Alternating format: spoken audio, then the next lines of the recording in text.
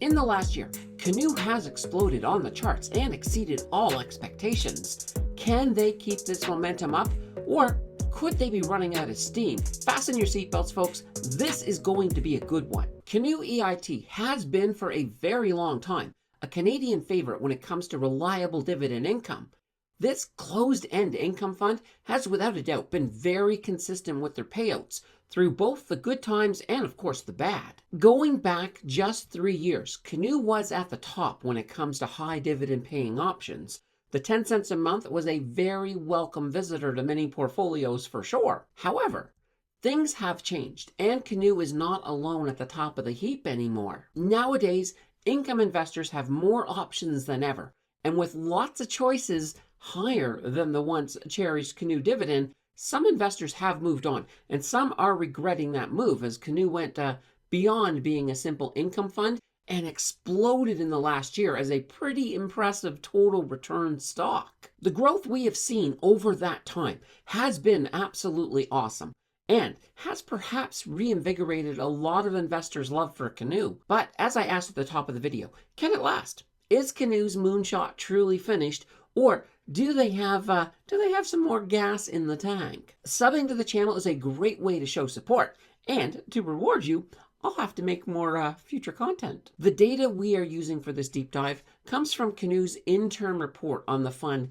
that was released at the end of June for the first half of the year. I did read through this report, and as usual, I did find a couple of highlights I wanted to share. Canoe's report indicated that they had some very strong fund performance in the first half of this year. In fact, they delivered a 9.9% market price return, which outperformed the TSX over that same 6 months. The TSX, well, they only had 6.1%. Also in that report, they did highlight that a lot of their growth was helped big time by their diversification into U.S. financials and industrials, as well as Canadian energy exploration and production companies. Of course, this all sounds great, but as you know, I like to see those fundamentals. So if there are numbers involved, we need to call on the champion of calculus, the Duke of Division, the one and only Mr. Math. We will start off with a little bit of their surface data. At the time of recording, their current value is coming in at $15.73.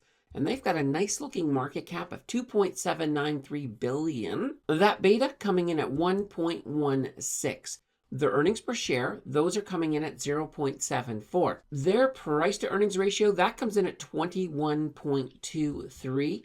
We don't really have any peers for Canoe, so we're just going to move on to their price to book ratio, which comes in at 1.1. That return on equity, that comes in at 17.10%. And those return on assets coming in at 9.90%. These numbers overall look pretty good for the surface data. So let's peel back another layer and take a look at that cash situation. They reported a revenue of $460.08 million and earnings of $400.92 million. Now those earnings, they have grown by 18.5% over the last 5 years. So that's not too shabby. They have a profit margin coming in at 87.1%.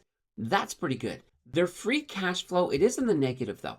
31.55 million in the red.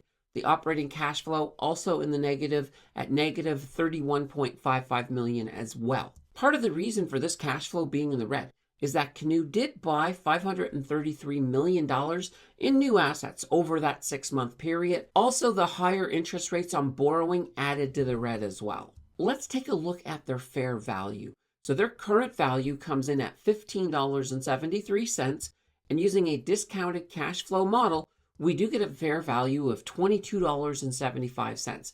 So that does paint them as being undervalued by 30.9%. I do not have a 1-year target, as unfortunately we just don't have a lot of analysts following Canoe and making some of those predictions I like to include. Other than the negative cash flow, these numbers do look pretty darn good. Okay, let's dig a little deeper and look at their dividends and returns. When it comes to dividends, they have a yield of 7.629%. That's that monthly dividend of, well, you guys know what it is, 10 cents a share. Payout ratio on that coming in at 30.0%. The 5-year average dividend increase, it is 0. This dividend has been 10 cents for a long time.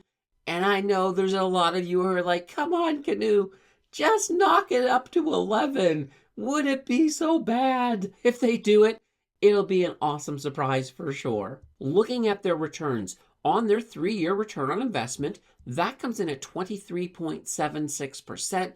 Factor in the dividends. We do get a total return over 3 years of 52.08%. They have a 3-year annualized return of 15.00%. This is a new piece of data that I am going to start including. It's not that complicated of a calculation, but I'll definitely include the formula above for you guys. All right, let's switch over to their 1 year. That return on investment comes in at 22.79%. Total return after we add in the dividends, 32.16%. It is clear to see that most of the growth did happen in the last year, hence the reason that 3-year annualized is a little bit on the lower side. It is time to take that last plunge and look at their debt data. When it comes to debt, they have a total debt of $267.60 million, total equity $2.49 billion.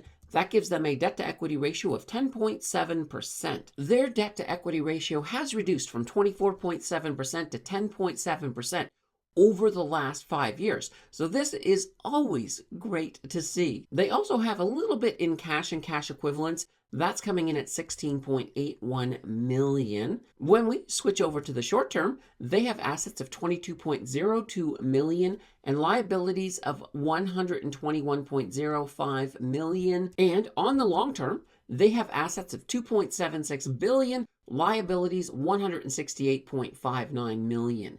That's pretty good. I do like that one. This debt situation is not too bad, and I have no complaints whatsoever. They will always maintain a small amount of debt because, well, this fund does use a small amount of leverage. Cash flow wise, they can't currently cover the debt as their cash flow is, well, it's in the negative.